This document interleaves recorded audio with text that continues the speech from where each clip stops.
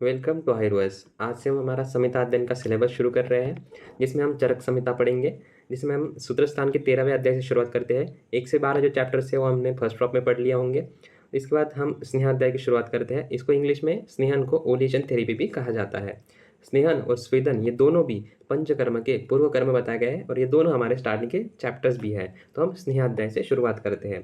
यहाँ पर सबसे पहले कहा गया है अतः स्नेहाध्यायम व्याख्यास्यामः इतिह स्माह भगवान आत्रेय। यहाँ से हम स्नेहाध्याय की व्याख्या करेंगे, ऐसा भगवान आत्रेय ने यहाँ पर कहा। इस अध्याय का उपक्रम क्या बताया गया है, यह अध्याय क्यों बनाया गया, क्योंकि गत अध्याय मतलब 1 से 12 जो हमने चैप्टर्स पढ़े उनमें हमने वात पित्त कफ का वर्णन पढ़ा। अब उन दोषों की चिकित्सा कल्पना के लिए, मतलब वहाँ पे दोष कम हो रहे थे या बढ़ रहे थे, उनकी क्षय या वृद्धि ये हमने पढ़ा। तो उनसे जो अगर डिसीज उत्पन्न होंगे तो उन पर क्या चिकित्सा करनी चाहिए, ये अब हम कल्पना चतुष्क में पढ़ेंगे। ठीक है। और दोषों में भी सबसे प्रधान दोष वात होता है। वात पित्त कफ तीनों में सबसे प्रधान वात होता है और उसकी चिकित्सा स्नेह से होती है। स्नेह सबसे बेस्ट उसके ऊपर काम करता है। यहाँ पर ये भी कहा जाता है वातम स्नेहन मित्रवत, मतलब वात और स्नेह एक दूसरे के मित्र के समान है, ये एक दूसरे के हमेशा साथ रहते हैं। वात रोग के ऊपर हमेशा स्नेह कार्य करता है। इसके बाद हमारा सबसे पहला जो टॉपिक है आज का वो है स्नेह योनि, मतलब सोर्सेस ऑफ स्नेह। मतलब हम अगर स्नेहन चिकित्सा करनी है तो हमें स्नेह कहाँ से प्राप्त होगा, तो उसके सोर्सेस यहाँ पर बताए गए हैं। सबसे पहला है स्थावर मतलब वेजिटेबल ओरिजिन, और दूसरा है जांगम मतलब एनिमल ओरिजिन। स्थावर को आप ऐसे याद रख सकते हो, जो एक जगह पे स्थिर रहते हैं उनको स्थावर यहाँ पर कहा गया है। इनमें कुछ एग्जाम्पल्स दिए हुए हैं, तिल, प्रियाल, अभिषुक, विपितक, अवया, एरण, सशर्प, कुसुम और अत्सी। इनमें से कुछ भी मतलब आप याद कर सकते हो कौन से भी। और अगर आपको याद नहीं होते, अगर आपको ट्रिक के साथ चाहिए तो आप कमेंट्स में बता सकते हो। नेक्स्ट चैप्टर हम ट्रिक के साथ पढ़ेंगे, अगर आप कमेंट्स में बताते हो तो। इसके बाद हम स्थावर के बाद जांगम की ओर बढ़ते हैं। जांगम में मत्स्य, मृग और पक्षी, इन तीनों से हमें जो प्राप्त होता है प्रोड्यूसेस, ये क्या प्रोड्यूस करते हैं, दधि मतलब दही, क्षीर मतलब दूध, घृत, आमिष, आमिष मतलब मांस या मीट। ठीक है। इसके बाद वसा और मज्जा, कर्ड, मिल्क, घी, मीट, मसल फैट और बोन मैरो, ये यहाँ पर प्रोड्यूस करते हैं। इनको ही हम एज ए स्नेहा यूज करते हैं। ठीक है। तो इनमें सबसे बेस्ट 4 हमें बताए गए हैं। ठीक है। तो वो 4 कौन से हैं, तो वो हमारा टॉपिक है उत्तम चतुर्विध स्नेह, हमारा नेक्स्ट पॉइंट है। ठीक है। 4 मेजर या बेस्ट लिपिड्स यहाँ पर बताए गए हैं। ठीक है। सर्पिस तैलम वसा मज्जा, सर्पिस तैलम वसा मज्जा। ठीक है। ये 4 यहाँ इन्होंने बता दिए। सर्वो स्नेहोत्तमा मतः, ये चारों जो बाकी स्नेह बताए गए हैं उनमें सबसे बेस्ट है। ठीक है। येषु चैवोत्तमम सर्पी, इन चारों में भी सबसे उत्तम सर्पी है।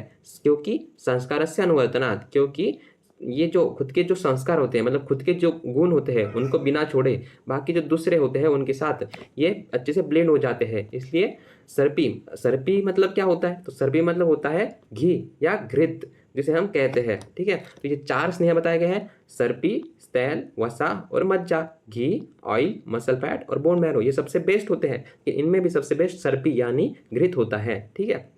अब बेस्ट ऑयल्स और एंड सुपीरियरिटी, मतलब कौन सा किसके लिए बेस्ट होता है ये यहाँ पर बताया गया है। तो सबसे अमंग ऑल ऑयल, सभी ऑयल में तिल तेल इज श्रेष्ठ फॉर स्नेहन एंड बलवर्धन, स्नेहन करने के लिए और बलवर्धन करने के लिए तिल तेल सबसे बेस्ट बताया गया है। अब एरन तेल इज श्रेष्ठ फॉर विरेचन, अगर विरेचन कराना होगा रोगी का तो एरन तेल सबसे बेस्ट है। Ghrita is superior as it is capable of blending with other substances having different properties, मतलब खुद के डिफरेंट प्रॉपर्टीज होते हुए भी ये बाकी सब्सटेंसेस के साथ अच्छे से ब्लेंड हो जाता है। इट्स ओन प्रॉपर्टीज, और खुद की without losing its own properties, मतलब खुद की प्रॉपर्टीज छोड़े बिना संस्कार से अनुवर्तन इसे ही कहते हैं। ठीक है।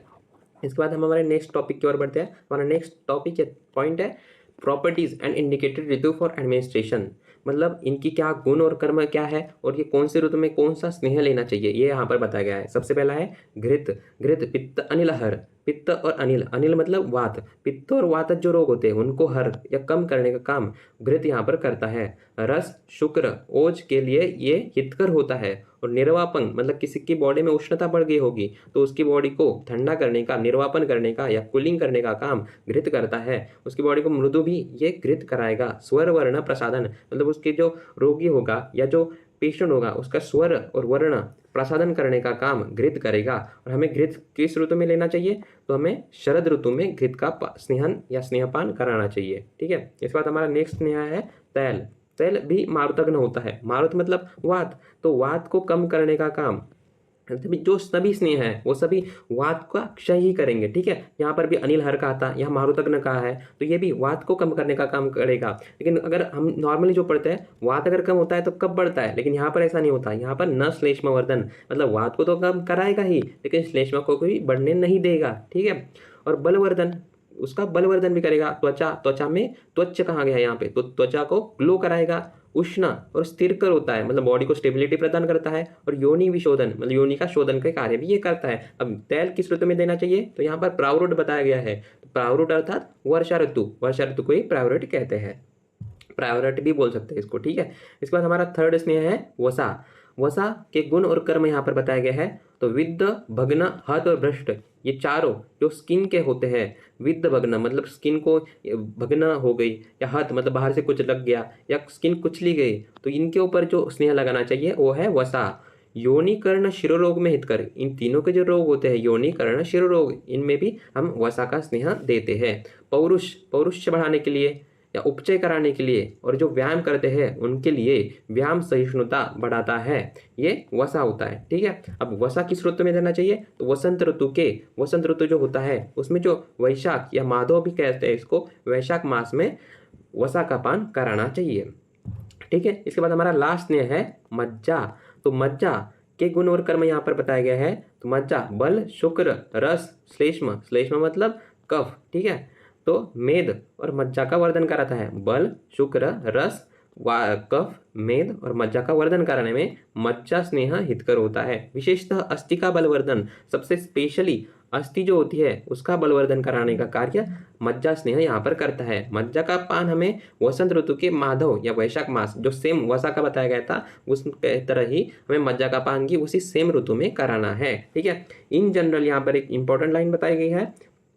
In general snehapana should be consumed only in neither too hot और नॉट टू कोल्ड सीजन, मतलब अत्युष्ण मतलब अत्यंत उष्ण या अत्यंत ठंडा ऋतु या बाहर का एनवायरनमेंट हो तब हमें स्नेहपान नहीं कराना है। ठीक है, इसके बाद हमारा नेक्स्ट पॉइंट है सहप्रयोग काल। सहप्रयोग काल, स्नेहपान इन रिलेशन विद दोषात, मतलब सहप्रयोग वात पित्त कफ ये तीनों दोष होते हैं, इनके साथ कैसे प्रयोग कराना है, तो ये यहाँ पर बताया गया है। जो अभी पहले लाइन हमने पढ़ी, स्नेहपान अत्युष्ण और अतिशीत, मतलब बहुत गर्म या बहुत ठंडे काल में नहीं देना है। ठीक है, इसके बाद है स्नेहपान काल। सबसे पहले रात्रि में कब देना है, तो क्या कंडीशन होनी चाहिए रात्रि में देने के लिए, वात पित्त की अधिकता जिनमें हो, वातज या पित्तज रोग हो या वात पित्त की उसमें अधिकता हो, तब हमें रात्रि में स्नेह देना है। या उष्ण काल मतलब समर अगर चल रहा होगा तब भी हमें रात्रि में स्नेह देना है। ठीक है, अगर हम रात्रि में नहीं देते और अपोजिट टाइम में देते हैं तो क्या कॉम्प्लिकेशंस हो सकते हैं, तो मूर्छा, पिपासा, उन्माद और कामला, ये जो डिसीज होते हैं ये रोगी में उत्पन्न हो सकते हैं। और दिवा मतलब दिन में किसको देना चाहिए, दिन अर्थात during day on clear day, मतलब दिन भी क्लियर होना चाहिए, बादल ठंड हवा ऐसा नहीं होना चाहिए, क्लियर डे होना चाहिए। तो उसमें किसको देना है, जिनमें कफ की अधिकता हो या शीतकाल चल रहा होगा, मतलब विंटर्स चल रहे होंगे, तो हमें दिवा मतलब दिन में स्नेहपान कराना चाहिए। अगर हम रात में करा देते हैं ऐसे टाइम में, अगर विंटर में अगर रात में करा देते हैं तो क्या होगा, तो उस रोगी में अनाह, अरुचि, शूल, पांडुता ये डिसीज देखने को मिल सकते हैं। ठीक है, इसके बाद हमारा नेक्स्ट पॉइंट है अनुपान एंड टाइप्स ऑफ स्नेहपान, मतलब किस स्नेह के साथ क्या देना चाहिए और स्नेहपान के क्या क्या टाइप्स होते हैं ये यहाँ पर बताया गया है। तो सबसे पहले घृत, घृत के साथ हम उष्ण जल दे सकते हैं। तेल, तेल मतलब युष, ये मूंग का बना होता है, मूंग का जो सूप होता है उसे यहाँ पर युष कहा जाता है। उसके बाद वसा और मज्जा, वसा और मज्जा के साथ मंड, ये जो चावल का बनता है वो मंड के साथ यहाँ पर हमें अनुपान देना है। ठीक है, मतलब घृत कर देते हैं हम रोगी को तो उसके साथ हमें उष्ण जल देना है, और तेल देते हैं तो युष देना है, और वसा और मज्जा देते हैं तो मंड देना है। ठीक है, और इन जनरल मतलब सभी के साथ क्या अलाउड है, उष्ण जल, उष्ण जल हम सभी के साथ दे सकते हैं। ठीक है, इसके बाद हम बढ़ते हैं स्नेहपान के टाइप्स की ओर। स्नेहपान के कौन से टाइप्स बताए गए हैं, तो सबसे पहला यहाँ पर टाइप्स है अच्छपेय। अच्छपेय, ठीक है, ओनली स्नेह कंजम्पशन, मतलब सिर्फ स्नेह देना है, मतलब सिर्फ स्नेह दे रहे हैं उसको, उसके साथ कोई भी फूड मिक्स नहीं है, उसको ही अच्छपेय यहाँ पर बताया गया है। इसका एक सिर्फ एक ही टाइप होता है और ये सबसे श्रेष्ठ और उत्तम कहा गया है। ठीक है, इसके बाद दूसरा है प्रविचारणा। प्रविचारणा अर्थात स्नेह मिक्स अलॉन्ग विथ फूड, मतलब किसी फूड के साथ अगर दे जाता है तो उसके प्रविचारणा कहते हैं। ये सेकेंडरी बताया गया है, ये प्राइमरी बताया गया था अच्छपेय। ठीक है, और इसके में टाइप्स है रस विकल्प और कल्पना, मतलब बेस्ड ऑन रस कितनी प्रविचारणा है 63 और बेस्ड ऑन कल्पना 24, रस विकल्प से 63 और कल्पना से 24। टोटल स्नेहपान कितने हैं? तो अकॉर्डिंग टू रस, मतलब रस के बेस पर कितने स्नेहपान बताए गए हैं? एक अच्छपेय और 63 प्रविचारणा। ऐसे यहाँ पर टोटल 64 स्नेहपान बताए गए हैं बेस्ड ऑन रस। ठीक है, इसके बाद हमारा नेक्स्ट पॉइंट है 24 स्नेह प्रविचारणा, मतलब स्नेह की जो 24 टाइप्स है प्रविचारणाओं की, वो कौन सी है, ये यहाँ पर दिया हुआ है। यहाँ पर इसका श्लोक दिया हुआ है, ये श्लोक आपको पढ़ना है और इसकी जो अर्थ है नेक्स्ट स्लाइड पे दिया है वो हम पढ़ेंगे। इसकी 24 प्रविचारणाएं होती है, उन 24 के नाम इन श्लोकों में दिए हुए हैं। चतुर्विंशति मतलब 24 स्नेह से प्रविचारणाएं यहाँ पर दी हुई है। ठीक है, तो ये कौन सी 24 प्रविचारणाएं, ये अब हम पढ़ते हैं। ठीक है, तो सबसे पहले स्नेह की प्रविचारणाएं, तो यहाँ पर कौन सी बताई है? सबसे पहले बताया गया है ओदन। ओदन का मतलब होता है 5 गुने जल में पकाया हुआ भात।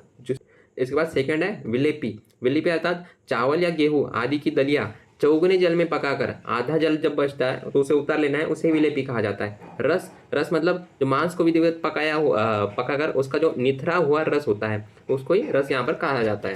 इसके बाद है मांस। मांस मतलब पकाया हुआ मांस, सिंपल। इसके बाद पयस कहा गया है। पयस मतलब दूध, भैंस, गाय, बकरी आदि का गर्म दूध में स्नेह डालकर सेवन। गर्म दूध में स्नेह को डालना है और उसका सेवन करना है, इसको ही पयस कहा जाता है, ये प्रविचारणा है। ठीक है, इसके बाद दधी। दही मतलब दही, दूध के जमाए हुए दही के साथ स्नेह का सेवन। ठीक है, यहाँ पर 6 प्रविचारणाएं हो गई। इसके बाद अगले नेक्स्ट प्रविचारणा पे तरफ बढ़ते हैं हम। नेक्स्ट है यावागु। जौ, गेहूं या चावल की दलिया 6 गुना जल में पकाकर जब बनती है तो उसे यावागु कहा जाता है। इसके बाद है सूप। सूप मतलब अरहर, मूंग, मसूर, चना आदि की दाल 18 गुना जल में आधा शेष रहने पर जो हमें मिलता है वो होता है सूप। ठीक है, इसके बाद है शाक। शाक मतलब फल, फूल, पत्ती आदि की जो सब्जी बनती है उसको ही शाक कहा जाता है। इसके बाद युष। युष मतलब दाल पकाकर निथार कर केवल जलांश जो बचता है उसे युष कहते हैं। अब ये बनने पड़ा भी। ठीक है, इसके बाद है कामलिक। कामलिक मतलब यह तिल और उड़द को खूब कुटकर दही, खटाई, नमक और तेल मिलाकर बनाया जाता है, उसे कामलिक कहा जाता है। ठीक है, इसके बाद एक कढ़ी। कढ़ी मतलब मट्टे के साथ चौपातिया, जीरा, मिर्च आदि डालकर पकाकर जो बनता है उसे कढ़ी कहते हैं। इसके बाद नेक्स्ट है सत्तू या सत्तू भी इसको कहा जाता है। ठीक है, जो जौ, चना, मटर आदि जो भुनकर और उनका जो छिलका हटाकर उनको पीसा जाता है, इसको ही सत्तू कहा जाता है, आपको पता ही होगा। इसके बाद है तिलपिष्ट या तिलकुट भी इसको कह सकते हैं। तिलों की चीनी या गुड़ के साथ कुटकर जो बनता है, तिलों को चीनी मतलब तिल को चीनी या गुड़ के साथ कुटना है और उसका जो बनता है उसको ही तिलकुट या तिलपिष्ट कहेंगे। इसके बाद मद्य, अनेक प्रकार की शराब, आसव, अरिष्ट, सूरा, इसको ही मद्य कहा जाता है। ठीक है, इसके बाद लेह। लेह मतलब हलवा की तरह चाटने लायक जो बनता है, जैसे च्यवनप्राश होता है ना चाटने लायक, उसको ही लेह कहा गया है। इसके बाद भक्ष्य। भक्ष्य मतलब घी या तेल में छानकर बनाया गया मालपुआ, इसे ही भक्ष्य कहा जाता है। इसके बाद अभ्यंजन। अभ्यंजन मतलब शरीर में मालिश करने योग्य तेल, जैसे महानारायण तेल होता है, उसको ही अभ्यंजन कहा जाता है। नेक्स्ट है बस्ती।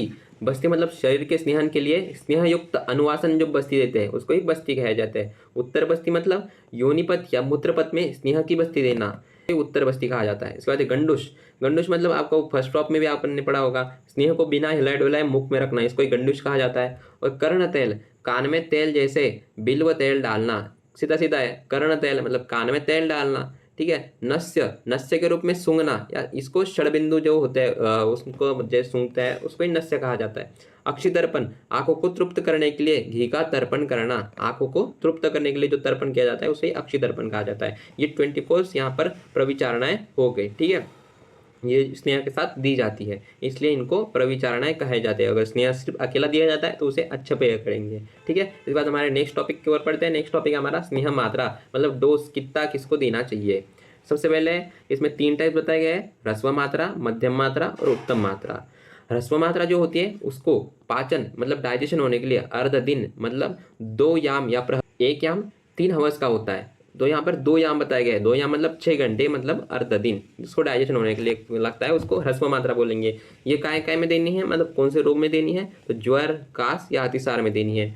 अवस्था मतलब पेशेंट की कंडीशन कैसी हो तब ह्रस्व मात्रा देनी है, तो मृदु अग्नि मतलब अग्नि कमजोर हुई होंगी, इसकी जठर अग्नि मृदु हो, या वो बालक वृद्ध हो, या सुकुमार अवर बल मतलब बल कम बचा हो, रिक्त कोष्ठ यदि उसका कोष्ठ रिक्त हो तब हमें ह्रस्व मात्रा में स्नेहन देना है। मध्यम मात्रा में कब देना है, तो मध्यम अग्नि हो और मध्यम शरीर बल हो तब हमें मध्यम मात्रा में स्नेह देना है। उसके कौन से रोग हो सकते हैं वो तो मतलब कौन से रोग हो तो मध्यम मात्रा देनी चाहिए, तो क्षुद्र कुष्ठ, प्रमेह और वात रक्त ये रोग होंगे तो भी हमें मध्यम मात्रा देनी है। मध्यम मात्रा को पचन के लिए एक दिन मतलब 12 आवर्स, यहाँ पर गलत हो गया है प्रहर, यहाँ पे टाइपिंग मिस्टेक हो गया, तो एक दिन मतलब एक दिन पाचन के लिए इसको लगता है, ठीक है, एक दिन मतलब 12 आवर्स, ठीक है। इसके बाद उत्तम मात्रा को पाचन होने के लिए अहोरात्र मतलब एक दिन और एक रात लगती है, इसको 8 प्रहर बोलेंगे, ठीक है, 24 आवर्स लगते हैं। ये किस रोग में देनी चाहिए, तो सर्पदंश, विसर्प, उन्माद, गुल्म, मूत्रकृच्य और विबंध, इन रोगों में हमें उत्तम मात्रा देनी है, ठीक है। ठीक है, ज्वर वगैरह नॉर्मली सबको होते हैं। क्षुद्र कुष्ठ और वात रक्त ये आपको मीडियम में याद रखने हैं, लेकिन सर्पदंश, विसर्प, उन्माद ये जो बड़े डिसीज यहाँ पर कहे गए हैं ये इंपॉर्टेंट है। अगर बड़े डिसीज होते हैं तो हमें ज़्यादा स्नेहन देना पड़ेगा, ये आपको याद रखना है, ठीक है। तो सर्पदंश, विसर्प, उन्माद, गुल्म, मूत्रकृच्य इनमें आपको उत्तम मात्रा में स्नेह देना है।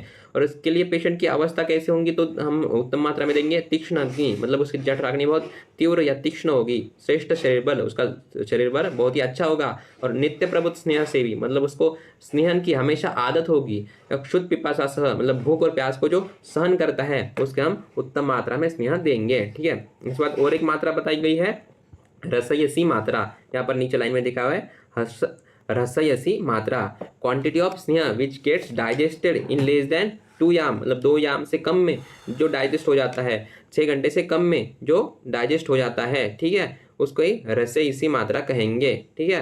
अब हम हमारे नेक्स्ट पॉइंट की तरफ बढ़ते हैं। नेक्स्ट पॉइंट है स्पेसिफिक इंडिकेशंस ऑफ चतुर्विध स्नेह, मतलब किस रोग में किसको देना चाहिए, यहाँ पर स्पेसिफिक इंडिकेट किया गया है, ठीक है। सबसे पहले घृत और तेल दिया हुआ है, तो घृत किस में देना चाहिए, वात पित्त जिनकी प्रकृति हो, वातज और पित्तज प्रकृति या दोनों वात पित्त प्रकृति, वात पित्त रोग जिनको हो, वातज या पित्तज रोग जिनमें हो, जिनको चक्षुहीन, जिनकी दृष्टि कमजोर हो, दाह, शस्त्र, विष, अग्नि, दग्ध रोगी, मतलब उनको दाह, शस्त्र, विष या अग्नि से जिनको दग्ध हो, मतलब उनको लग गया हो, उनको कुछ हानि हो गई हो, तो उस रोगी में, या सुकुमार जिनको हो मतलब बनना हो, उनमें घृत का स्नेह हमको देना है। ये घृत क्या करता है, तो स्मृति, वृद्धि, आयु, शुक्र, ओज, स्वर और वर्ण, अग्नि, दीप्ति, मतलब स्मृति, बुद्धि, आयु, शुक्र, ओज और स्वर वर्ण को बढ़ाने का, प्रसादित करने का काम यहाँ पर घृत करता है। और अग्नि जो जठराग्नि होती है उसको भी दीप्त करने का काम यहाँ पर घृत करता है। हमारा दूसरा स्नेह है तैल। तैल किस किस को देना चाहिए, तो प्रवृद्ध श्लेष्म मेदस, जिसमें श्लेष्म मतलब कफ दोष बढ़ गया हो या मेद धातु बढ़ गया हो, स्थौल्य जो बहुत स्थूल हो गया हो, जिसमें वात प्रकृति हो या वात व्याधि हो, कृमि कोष्ठ मतलब कोष्ठ में कृमि हो गए हो, क्रूर कोष्ठ कोष्ठ बहुत क्रूर हो गया हो या नाड़ी व्रण हो, उसमें हमें स्नेह क्या देना है, तैल, ठीक है। और उसके क्या करता है तैल, शरीर बल बढ़ाता है, शरीर तनुता या लघुता लाता है, मतलब शरीर को हल्का करता है, दृढ़ता शरीर को प्रदान करता है, त्वक स्निग्धता, त्वचा में स्निग्धता स्लाइमिनेस प्रदान करता है, ठीक है। त्वक श्लक्ष्णता, त्वचा को श्लक्ष्ण बनाने का काम भी यहाँ पर तैल करता है, ठीक है। और बाकी जो 2 वसा और मज्जा के क्या क्या इंडिकेशंस बताए गए वो यहाँ पर देखते हैं। तो वसा और मज्जा, वसा किस किस को देना है, तो वाताप सह, मतलब जो धूप को सहन करता है उसको, जो रुक्ष हो गया हो उसको भी देना है। भार कर्षिता, मतलब जो हेवी वेट्स होते हैं वो जो कैरी करता है और उसकी वजह से जो पतला हो गया हो उसको हमको वसा स्नेह देना है। इसके बाद संशुष्क ऋतु रुधिरा, जिसमें रक्त का क्षय हो गया हो या शुक्र का क्षय हो गया हो, रक्त और शुक्र का, उसमें भी हमको वसा स्नेह देना है, ठीक है। महत अग्निबल, इसका अग्निबल महत हो, वसा 7 में अस्थि, संधि, सिरा, स्नायु, मर्म, कोष्ठ, महारुजा, मतलब अस्थि, संधि, सिरा, स्नायु, मर्म, कोष्ठ, महारुजा, इनमें उसको बहुत ही पीड़ा होती होगी, ऐसे रोगी में हमको वसा का स्नेह देना है। बलवान वात प्रकोप, जिसमें वात प्रकोप बहुत ही बलवान होगा और आवरण जन्य व्याधि होगी, ऐसे रोगी में हमको वसा का पान या स्नेहपान कराना चाहिए, ठीक है। इसके बाद नेक्स्ट और लास्ट हमारा स्नेह है मज्जा, ठीक है। मज्जा किसको देना चाहिए, जिसकी अग्नि प्रदीप्त हो, दीप्ताग्नि हो, जो क्लेश को सहन करता हो, घस्मरा, स्नेह सात्म्य, वातारता और क्रूर कोष्ठा, ठीक है, जिसकी अग्नि प्रदीप्त हुई होगी, ऐसे को हम दे सकते हैं। जो क्लेश, जो झगड़े वगैरह जो होते हैं क्लेश, उसको जो सहन करता है। उसके बाद घस्मरा और स्नेह सात्म्य, जिसको स्नेह की आदत हो, वातारता और क्रूर कोष्ठा, जिसको वात आदि जो रोग होते हैं वात से उसको हो गया और उसका कोष्ठ क्रूर होगा, ऐसे रोगी में हमको मज्जा का स्नेहपान कराना है, ठीक है। इसके बाद हमारा नेक्स्ट टॉपिक है प्रकर्ष काल, ड्यूरेशन और स्नेहन योग्य इंडिकेशंस मतलब कब देना है और कितने दिनों तक देना है उसका ड्यूरेशन, और स्नेहन योग्य मतलब किस किस को योग्य है कौन स्नेहन देने के लिए, यह हमें देखना है। ठीक है, तो स्नेह प्रकर्ष काल, सबसे पहले ड्यूरेशन। तो स्नेहस्य प्रकर्षो तु सप्तरात्र त्रिरात्रकौ, मतलब मैक्सिमम ड्यूरेशन स्नेह का 7 दिन तक हम दे सकते हैं, जिसका क्रूर कोष्ठ हो उसमें 7 दिन तक हमें देना है, और मिनिमम कम से कम कितना देना है 3 दिन, जिसका मृत्यु कोष्ठ हो उसमें। और बियॉन्ड 7 डेज, अगर 7 दिन के बाद ही हम स्नेह देते हैं तो वो 7 में बन जाता है, बॉडी को स्मार्ट में बन जाता है। ठीक है, इसके बाद स्नेहन योग्य इंडिकेशंस, मतलब किसको हम दे सकते हैं, जो किसको कौन स्नेहन देने योग्य है ये यहाँ पर बताया गया है। ठीक है, तो स्नेहन योग्य पे यहाँ पे श्लोक दिया हुआ है, स्वेद्याः शोधयितव्याच्च रुक्षा वात विकारिणः व्यायामद्य स्त्रीनित्याः स्नेहाः सूर्ये न चिंतकाः, मतलब जो स्वेद्या मतलब जिसको स्वेदन देना हो, शोधयितव्याः मतलब जिसको शोधन या स्वेदन ये दोनों भी जिसमें देना हो उसमें हम स्नेहन दे सकते हैं। रुक्षा ड्राइनेस इन बॉडी, जिसकी बॉडी ड्राई हो चुकी हो। वात विकारिणः मतलब जो वात व्याधि से सफर कर रहा होगा।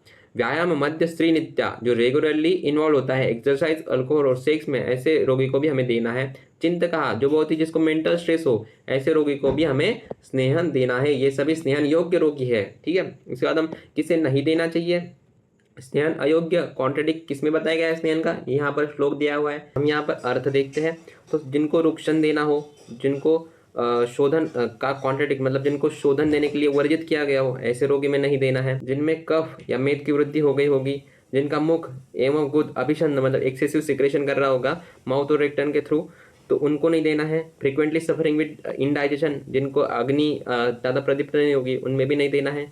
जो सफ़र कर रहे हैं तृष्णा, मूर्छा, छर्दी, जठर व्याधि, आमविकार, गर्दोष, दुर्बल, गर्भिणी, प्रसूता और मदात्य, इनको भी नहीं देना है। ठीक है, और जो नस्य और बस्तिकर्म, जो वन ऑलरेडी ऑन नस्य चिकित्सा, जिनकी नस्य चिकित्सा चल रही होगी या बस्तिकर्म चल रहा होगा, उनको भी स्नेहपान नहीं कराना है। ठीक है, जो यहाँ पर बताया गया है उन सब में स्नेहन चिकित्सा नहीं करानी है, ये स्नेहन अयोग्य रोगी होते हैं। ठीक है, इस पर हमारा नेक्स्ट पॉइंट है स्निग्ध लक्षण, मतलब साइंस ऑफ ओलिएशन। ओलिएशन हम उसको देते हैं, स्नेहन देते हैं, तो वो इनएडिक्वेट हो गया या एडिक्वेट हो गया या एक्सेसिव हो गया, ये हमें कैसे पता चलेगा। तो इनएडिक्वेट का यहाँ पे बताया गया है, पुरुषम ग्रथितम वृक्षम वायु प्रगुणो मृदुः पक्ता खैरत्वम वृक्ष च गात्रस्य अस्निग्ध लक्षणम, मतलब पुरुष ग्रथित वृक्ष मतलब क्या है, पुरुषम ग्रथितम वृक्षम, हार्ड एंड ड्राई स्टूल उसको पास हो रहा होगा उसके बाद स्नेहपान के बाद। उसके बाद वायु प्रगुणो मृदु, मतलब इम्पेयर्ड फंक्शन ऑफ वायु, वायु के फंक्शन सही से नहीं चल रहे होंगे। मंदाग्नि, वीक डाइजेशन पावर हो जाए उसकी, और त्वचा उसकी रुक्षता दिखाने लगे, तो हमें यह समझ जाना चाहिए कि हमारा जो स्नेह हमने दिया था वो इनएडिक्वेट मतलब हमसे कम मात्रा में दिया गया। ये हमें इस लक्षणों से समझ आता है। अगर योग्य मात्रा में हम देते हैं तो कौन से लक्षण दिखेंगे, तो सम्यक स्निग्ध लक्षण यहाँ पे बताए गए हैं। वात अनुलोम्यम दीप्तो अग्निर्वर्चः स्निग्धम सहतम मार्दवम स्निग्धता चांगे स्निग्धदानाम उपजायते। वातानुलोमन मतलब जो इसका इवैक्यूएशन ऑफ फ्लैटस जिसको में हो रहा होगा। दीप्ताग्नि जिसकी डाइजेस्टिव पावर अच्छी हो जाए। स्निग्धता जिसमें आ जाए। सॉफ्ट स्टूल और टेंडरनेस ऑफ बॉडी, ये लक्षण जिसमें दिखते हैं उसको एडिक्वेट स्नेहन हो, मतलब उसका एडिक्वेट स्नेहन हो गया होगा, ये हमें इससे पता चलता है। ठीक है, और अति स्निग्ध अगर हम अति हो जाता है तो हमें क्या क्या लक्षण दिखाई देंगे ये यहाँ पर बताया गया है।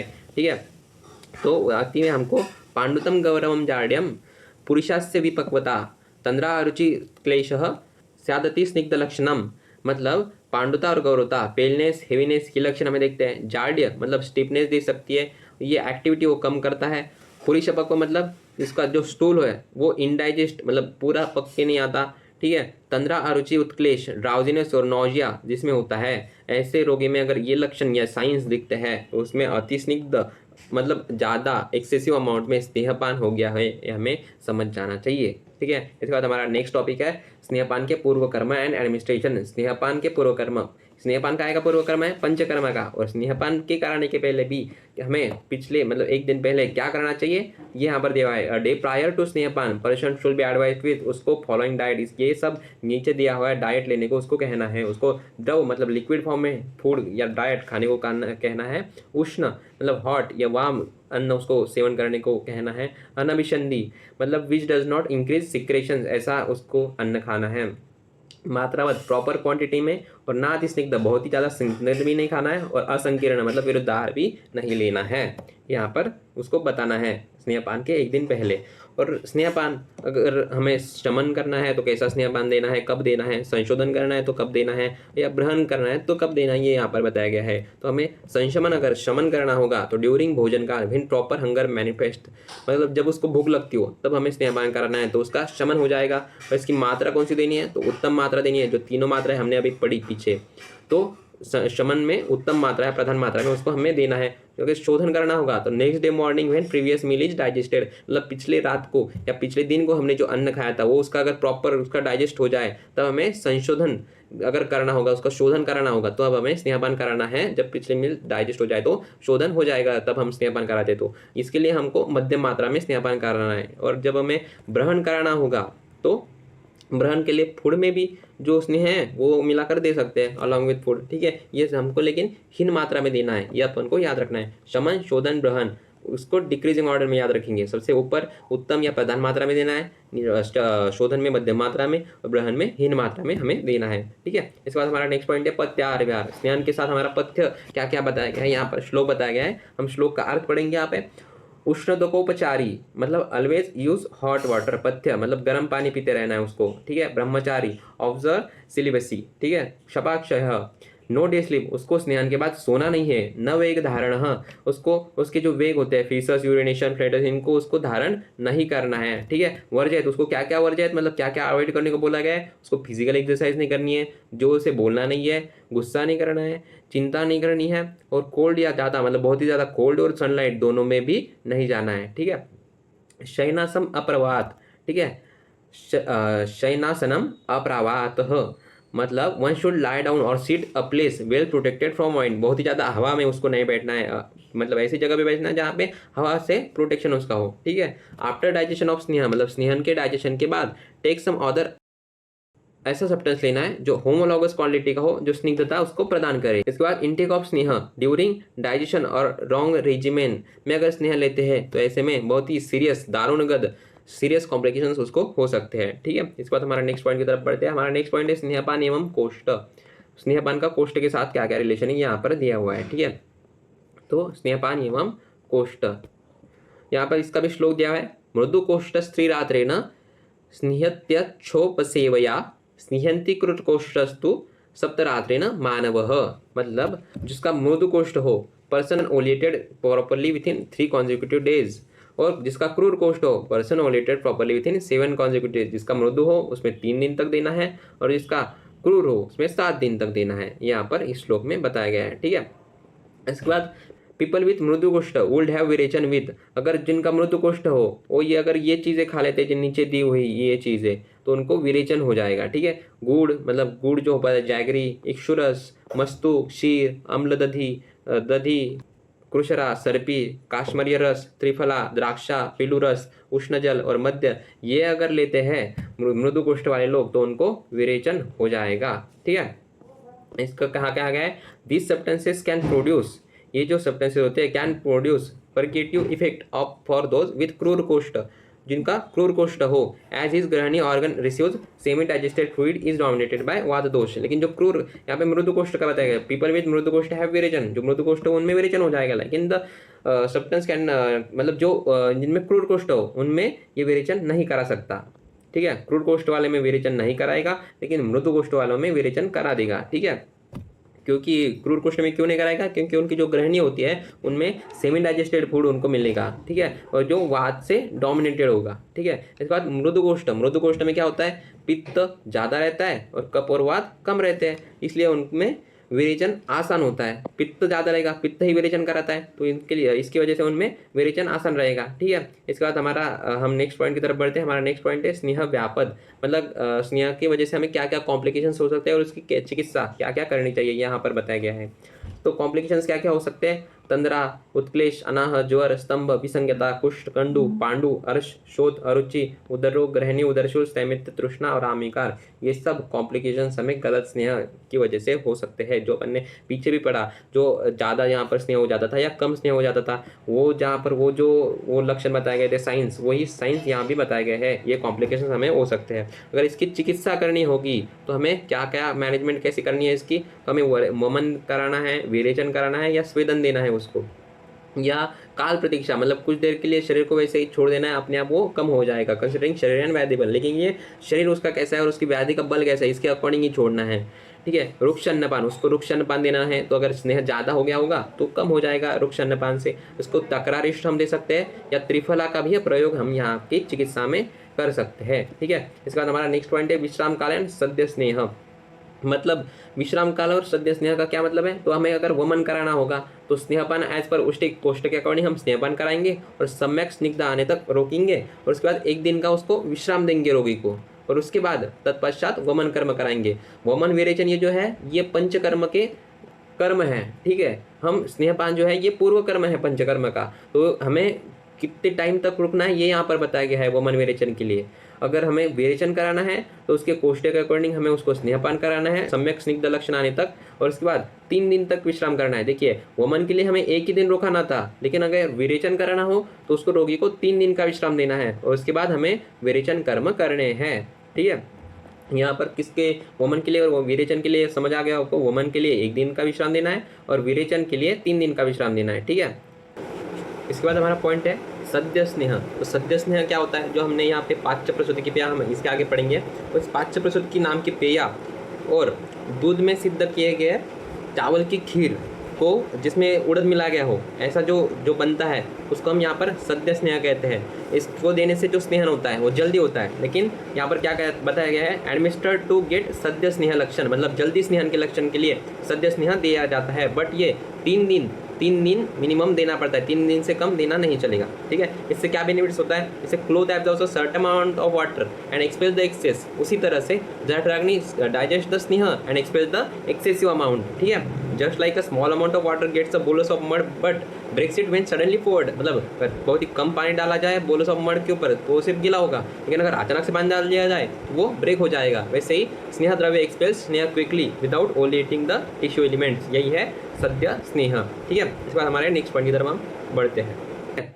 इसके बाद है पाच्य प्रसूति की पेया और लवण उपहित स्नेह, ये हमारा लास्ट पॉइंट है। पाच्य प्रसूति की पेया मतलब ग्रुएल प्रिपेयर्ड विथ एक प्रसूत मतलब 96 ग्राम होता है। ईच ऑफ घृत मतलब प्रत्येक 96 ग्राम लेना है। घृत, तैल, वसा, मज्जा, तंडुल, ये 5 यहाँ पर बताया गया है। ठीक है, इसके लिए इनको पाच्य प्रसूति की कहा गया है। ठीक है, पाच्य प्रसूत मतलब 5, इन सब का 5, इन 5 का प्रसूत मतलब 96 ग्राम्स लेना है, और उससे जो ग्रुएल प्रिपेयर करना है उसको ही पाच्य प्रसूति की पेया यहाँ पर कहा जाता है। और इसके बाद इंपॉर्टेंस ऑफ लवण उपहित स्नेह गुण, मतलब लवण उपहित अगर स्नेह हम देते हैं तो उसके गुण यहाँ पर बताए गए हैं। लवणोपहिता स्नेहा स्नेह यंत्य चिरान्नरम तद्याभिषंधिरुक्षम च सूक्ष्ममुष्णम व्यवायी च। मतलब पर स्नेह द्रव्य एडेड विथ लवण, मतलब सॉल्ट के साथ जो स्नेह द्रव्य मिलाए जाते हैं, oleated the person very quickly because lavana is abhisandhi. मतलब जो स्नेह द्रव्य के साथ अगर हम लवण मिलाते हैं तो ये बहुत ही जल्दी काम करता है। क्यों? क्योंकि लवण में ये गुण होते हैं। अभिसंध मतलब एक बहुत ही दोषा को जल्दी कॉम्प्लेक्स दोष होते हैं उनको ब्रेक डाउन करने का कार्य करता है। अनुरुक्ष ड्राई नहीं होता, मतलब होने देता। माइन्यूट बहुत ही छोटा होता है, हॉट होता है। और व्यवायी मतलब spreads all over the body, पूरी बॉडी में जल्दी फैल जाता है, इसलिए इसको व्यवायी कहा जाता है। ये गुण लवण में होते हैं, इसलिए लवण उपहित स्नेह यहाँ पर इसके गुण बताए गए। लवण जल्दी काम कराता है। ठीक है, यहाँ पर हमारा स्नेह अध्याय कंप्लीट हो जाता है। Thank you for watching. अगर आपको समझ आ गया हो, अच्छा लगा हो तो एक लाइक कर दीजिए। Thank you.